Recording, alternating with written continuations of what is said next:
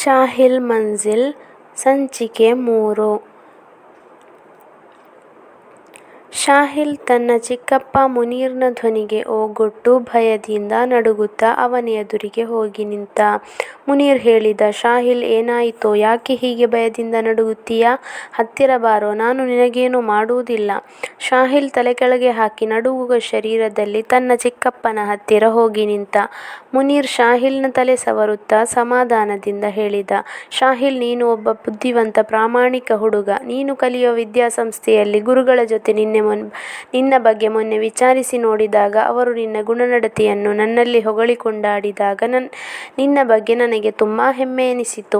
ನಿನ್ನಂತಹ ಒಬ್ಬ ಪ್ರಾಮಾಣಿಕತೆಯ ಹುಡುಗ ನಮ್ಮ ಕುಟುಂಬದಲ್ಲಿ ಇದ್ದಾನಲ್ಲ ಎಂದು ನನಗೂ ತುಂಬಾ ಸಂತೋಷವಾಗುತ್ತಿದೆ. ಶಾಹಿಲ್, ನನಗೆ ಫವಾಜ್ನ ಮೇಲೆ ಎಷ್ಟು ಪ್ರೀತಿ ಇದೆ ಅಷ್ಟೇ ಪ್ರೀತಿ ಕಾಳಜಿ ನಿನ್ನಲ್ಲೂ ಇದೆ. ನೀವಿಬ್ಬರೂ ಈ ಮನೆಯ ಆಸ್ತಿ ಇದ್ದಂತೆ. ಶಾಹಿಲ್, ಫವಾಜ್ ನಿನಗಿಂತ ಸ್ವಲ್ಪ ಚಿಕ್ಕವನು. ಅವನಿಗೆ ನಿನ್ನಷ್ಟು ತಿಳುವಳಿಕೆ ಜ್ಞಾನನೂ ಇಲ್ಲ. ತಾನು ಮಾಡುವುದು ಸರಿಯೋ ತಪ್ಪೋ ಎಂದು ಅರಿಯದ ಮುಗ್ಧ. ಮುಂದೆ ಬೆಳೆಯುತ್ತಾ ಅವನು ಒಳ್ಳೆಯ ದಾರಿಗೆ ಖಂಡಿತ ಬರಬಹುದು. ನೀವಿಬ್ಬರೂ ಈಗ ಮಕ್ಕಳಾಟಿಕೆಯಲ್ಲಿ ಜೊತೆಯಲ್ಲೇ ಆಡ್ತೀರಾ, ತಿನ್ನುತ್ತೀರಾ. ಏನೂ ಅರಿಯದೆ ತಿಳಿದೋ ತಿಳಿಯದೇನೋ ಜಗಳನೂ ಮಾಡ್ತೀರಾ. ಇದು ಎಲ್ಲ ಮನೆಗಳಲ್ಲಿ ನಡೆಯುವುದು ಸಹಜ. ಆದರೆ ನೀವು ದೊಡ್ಡವರಾದ ಮೇಲೆ ಯಾವ ಕಾರಣಕ್ಕೂ ಸಿಕ್ಕ ವಿಷಯಕ್ಕೆಲ್ಲ ಹೊಡೆದಾಡಿ ದಾಯಾದಿಗಳಾಗಬಾರದು. ಎಲ್ಲರೂ ನೋಡಿ ಕಲಿತು ಹೆಮ್ಮೆ ಪಡುವಂತಹ ಅಣ್ಣ ತಮ್ಮಂದಿರಾಗಿ ಸಮಾಜದಲ್ಲಿ ಬಾಳಿ ಬದುಕಿ ಇನ್ನೊಬ್ಬರಿಗೆ ಮಾದರಿಯಾಗಬೇಕು. ಆಗ ನಮ್ಮ ಮನೆತನಕ್ಕೆ ಗೌರವ. ತಿಳಿಯಿತಾ? ಶಾಹಿಲ್ ಹೇಳಿದ. ಸರಿ ಚಿಕ್ಕಪ್ಪ, ನಿಮ್ಮ ಮಾತಿನಂತೆ ಫವಾಜ್ ಮತ್ತು ನಾನು ಒಡ ಹುಟ್ಟಿದ ಅಣ್ಣ ತಮ್ಮಂದಿರಂತೆ ಇರುತ್ತೇವೆ. ಯಾವುದೇ ಕಾರಣಕ್ಕೂ ನಾನು ಅವನೊಡನೆ ಜಗಳವಾಡಿ ನಿಮ್ಮ ಮನೆತನಕ್ಕೆ ಕೆಟ್ಟ ಹೆಸರು ತರೋದಿಲ್ಲ. ಅವನು ಒಳ್ಳೆಯವನಾಗುವುದಾದರೆ ನಾನು ಏನು ಮಾಡಲು ಸಿದ್ಧ.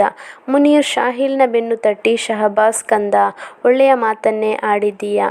ಮತ್ತೆ ಶಾಹಿಲ್, ಅದೇನೆಂದರೆ ನೀನು ಕಲಿಯುವ ವಿದ್ಯಾಸಂಸ್ಥೆಯಿಂದ ಅಲ್ಲಿನ ಮುಖ್ಯ ಶಿಕ್ಷಕರು ಬೆಳಿಗ್ಗೆ ಕರೆ ಮಾಡಿ ಹೇಳಿದ್ದಾರೆ, ನಾಳೆಯಿಂದ ತರಗತಿ ಆರಂಭವಾಗುತ್ತಿದೆಯಂತೆ.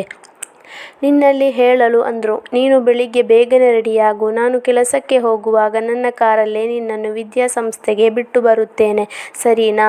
ಈಗ ನೀನು ಫವಾಜ್ನನ್ನು ಜೊತೆಯಲ್ಲೇ ಕರೆದು ಮಸೀದಿಗೆ ಹೋಗಿ ನಮಾಜ್ ಮಾಡಿ ಬನ್ನಿ. ಮುನೀರ್ ಹೇಳಿದಂತೆ ಶಾಹಿಲ್ ಬೇಗನೆ ಸ್ನಾನ ಮಾಡಿ ಬಂದು ಫವಾಜ್ನ ಕೈ ಹಿಡಿದು ಮಸೀದಿಗೆ ಕರೆದುಕೊಂಡು ಹೋದ. ಆಗಲೇ ರಜಿಯಾ ಕೋಪದಲ್ಲಿ ತನ್ನ ಗಂಡನ ಕೈ ಹಿಡಿದೆಳೆದು ಕೋಣೆಗೆ ಕರೆದುಕೊಂಡು ಹೋಗಿ ಹೇಳಿದರು, ರೀ, ನೀವು ಮಾಡಿದ್ದು ನನಗೆ ಒಂಚೂರೂ ಸರೀಂತ ಕಾಣ್ತಾ ಇಲ್ಲ. ನಾನು ಅಂದುಕೊಂಡಿದ್ದೆ ಆ ಬಿಕಾರಿಗೆ 4 ಬಾರಿಸಿ ಬುದ್ಧಿವಾದ ಹೇಳ್ತೀರೆಂದು. ನೀವು ನೋಡಿದ್ರೆ ಅವನನ್ನು ಹೊಗಳಿ ತಲೆಯ ಮೇಲೆ ಕೂರಿಸುತ್ತಾ ಇದ್ದೀರಲ್ಲ. ನಾನು ನಿಮ್ಮಲ್ಲಿ ಎಷ್ಟೋ ಹೇಳಿದ್ರೂ ನೀವ್ಯಾಕೆ ಒಂದು ಮಾತಿಗೂ ಬೆಲೆನೇ ಕೊಡ್ತಾ ಇಲ್ಲ? ಯಾವಾಗ ನೋಡಿದ್ರೂ ಕಾಲ ಕೂಡಿ ಬರಲಿ ಅಂತೀರಾ. ಮತ್ತೆ ಯಾವಾಗ ಈ ಆಸ್ತಿ ನಮ್ಮ ಕೈ ಸೇರಲು ಕಾಲ ಕೂಡಿ ಬರುತ್ತೆ? ನೀವು ಹೀಗೆ ಕೈಕಟ್ಟಿ ಕುಳಿತರೆ ಆ ನಿಮ್ಮ ಅಣ್ಣನ ಮಗ ಖಂಡಿತ ನಮ್ಮನ್ನು ಮರೆಯಿಂದ ಹೊರಗಡೆ ಹಾಕಿ ಭಿಕ್ಷೆ ಎತ್ತುವಂತೆ ಮಾಡುತ್ತಾನೆ. ಇಷ್ಟು ಚಿಕ್ಕ ಪ್ರಾಯದಲ್ಲೇ ಅವನು ಏನೆಲ್ಲ ತಿಳ್ಕೊಂಡಿದ್ದಾನೆ ಎಂದು ನಿಮಗೆ ಗೊತ್ತೇನ್ರಿ? ನನಗೆ ಎದುರಿಂತು ಮಾತಾಡುವಷ್ಟು ಮಟ್ಟಕ್ಕೆ ಬೆಳೆದು ನಿಂತಿದ್ದಾನೆ. ರಜಿಯಾ, ಸ್ವಲ್ಪ ಬಾಯಿ ಮುಚ್ಚಿಕೊಂಡು ಸುಮ್ಮನಿರುತ್ತೀಯಾ? ನಾವು ಅವನ ಮೇಲೆ ಒಮ್ಮೆಲೆ ಎರಗಿದರೆ ಇದರಿಂದ ನಮಗೆ ತೊಂದರೆ ಕಣೆ. ಮೊದಲು ಅವನನ್ನು ಸಮಾಧಾನದಿಂದ ನಾವು ಒಳ್ಳೆಯವರಂತೆ ಮಾತಾಡಿಸಿ ಅವನನ್ನು ನಮ್ಮೆಡೆಗೆ ವಾಲುವಂತೆ ಮಾಡಬೇಕು. ಆಗ ಅವನು ತನ್ನಷ್ಟಕ್ಕೆ ನಮ್ಮ ಬುಟ್ಟಿಗೆ ಬೀಳುತ್ತಾನೆ. ನಾವು ಹೇಳಿದಂತೆ ಕೇಳುತ್ತಾನೆ. ಅದಲ್ಲದೆ ಲಾಯರ್ ಹೇಳಿದಂತೆ ನಮಗೆ ಈಗಲೇ ಶಾಹಿಲ್ ಕೈಯಲ್ಲಿ ಆಸ್ತಿ ಪತ್ರಕ್ಕೆ ಸಹಿ ಮಾಡಿಸಲು ಆಗೋದಿಲ್ಲ ಕಣೆ. ನಾನೇನು ಇದರ ಬಗ್ಗೆ ಗಮನ ಹರಿಸದೆ ಸುಮ್ಮನೆ ಕುಳಿತಿದ್ದೇನೆ ಎಂದು ತಿಳಿದುಕೊಂಡಿದ್ದೀಯಾ? ನಾನು ನಮ್ಮ ಲಾಯರ್ ಬಳಿ ಎಲ್ಲ ವಿಷಯವನ್ನು ತಿಳ್ಕೊಂಡಿದ್ದೇನೆ.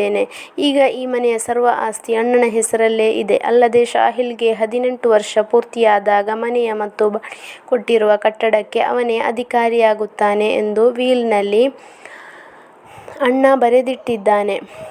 ಈಗ ಶಾಹಿಲ್ ಚಿಕ್ಕವನು. ಅವನಿಗೆ 18 ವರ್ಷ ತುಂಬಲಿ. ಅಷ್ಟರವರೆಗೆ ಈ ಆಸ್ತಿಯ ಬಗ್ಗೆ ನೀನೇನು ತಲೆಕೆಡಿಸಬೇಡ. ರೀ, ನನಗೇಕೋ ಈ ಆಸ್ತಿ ನಮ್ಮ ಕೈ ತಪ್ಪಿ ಹೋಗುತ್ತೆ ಎಂದು ಅನಿಸುತ್ತಿದೆ. ನಾವು ಈ ಆಸ್ತಿಗಾಗಿ ಶಾಹಿಲ್ ದೊಡ್ಡವನಾಗುವವರೆಗೂ ಬಾಯಿ ಬಿಟ್ಟು ಕಾದು ಕುಳಿತರೆ ಅಷ್ಟೇ ಗತಿ.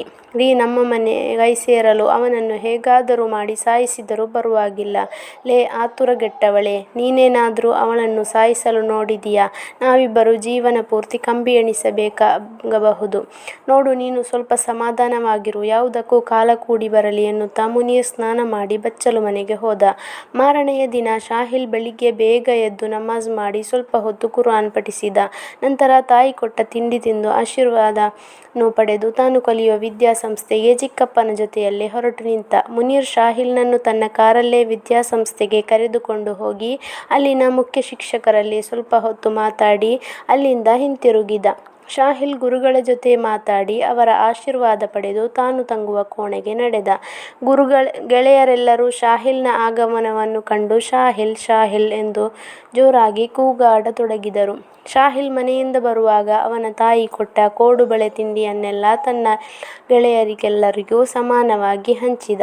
ಶಾಹಿಲ್ ಆ ದೊಡ್ಡ ವಿದ್ಯಾಸಂಸ್ಥೆಯಲ್ಲಿ ಎಲ್ಲ ಗುರುವೃಂದದವರಿಗೂ ವಿದ್ಯಾರ್ಥಿಗಳಿಗೆ ಪ್ರೀತಿಪಾತ್ರನಾಗಿದ್ದ.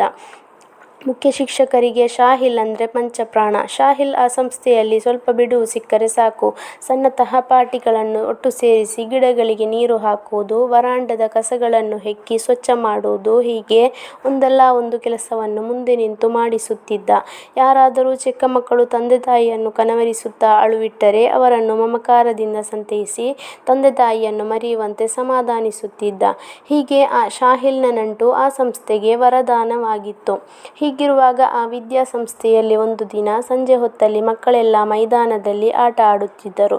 ಶಾಹಿಲ್ ಕೂಡ ಅವರ ಜೊತೆಯಲ್ಲಿ ಆಟದಲ್ಲಿ ಭಾಗಿಯಾಗಿದ್ದ.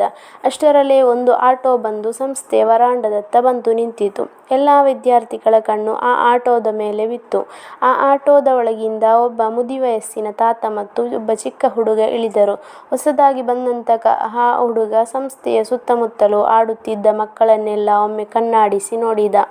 ಆ ಸಂಸ್ಥೆಯನ್ನು ನೋಡುತ್ತಿದ್ದಂತೆ ಬಾಲಕ ಭಯದಿಂದ ತನ್ನ ತಾತನ ಕೈ ಹಿಡಿದೆಳೆದು ಜೋರಾಗಿ ಕಿರುಚಾಡುತ್ತಾ ಹೇಳಿದ. ಅಷ್ಟಕ್ಕೂ ಶಾಹಿಲ್ ಕಲಿಯುವ ವಿದ್ಯಾಸಂಸ್ಥೆಗೆ ಹೊಸದಾಗಿ ಕಾಲಿಟ್ಟ ಆ ಬಾಲಕ ಯಾರು? ಕಂಟಿನ್ಯೂಡ್.